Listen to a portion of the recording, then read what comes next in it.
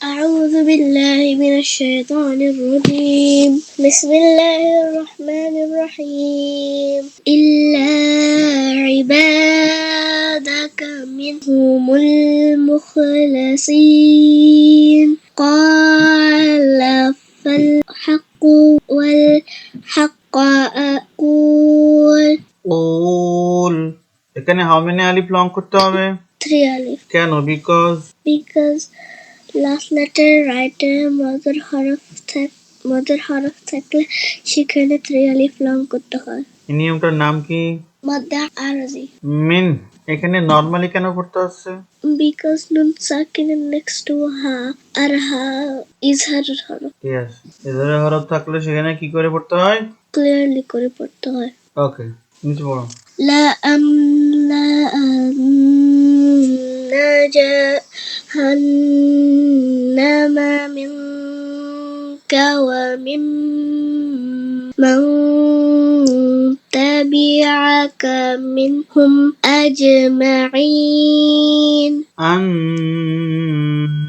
এখানে গুণনা কেন হচ্ছে? বিকজ নুনের উপরে তাসদিদ আর নুন ওয়াজিব গুণনার হরফ। ওকে, ওয়াজিব গুণনা হরফ কয়টি? 2টি। কি কি?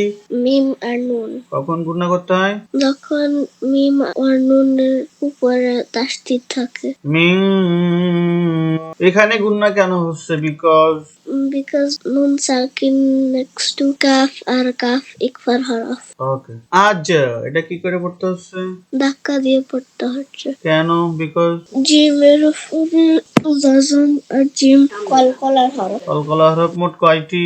5। কি কি? কফ তা বা জিম দাল। কখন ধাক্কা দিয়ে পড়তে হয়? যখন কলকলার হরফের উপর জজম থাকলে সেখানে ধাক্কা দিয়ে পড়তে হবে। এই 5টি হরফ বাদে অন্য হরফের জজম থাকলে কি ধাক্কা দেওয়া যাবে? না। সেখানে কি করে পড়তে হবে? সেখানে নরমালি পড়তে হবে। ইয়েস। কুল মা আসআলুকুম আলাইহি মিন আজরি ওয়া মা আনা মিনাল মুতাকাল্লিফিন। মা এখানে হাউ মেনি আলিফ লং করতে হবে? 3 alif long করতে হবে। কেন? বিকজ মাদার হরফের নেক্সট টু আলিফে হামজা থাকলে সেখানে 3 alif long করতে হয়। নাম কি নিয়মটা? মাদ্দে মুনফাসিল। বুঝে পড়ো। ইন হুয়া ইল্লা যিকরুল লিল আলামিন ওয়ালা তা'লামুন্না নাবাআহু বা'দা হিন। এখানে টান কেন হচ্ছে বলো তো? because হারুফারে উল্টা পেশ।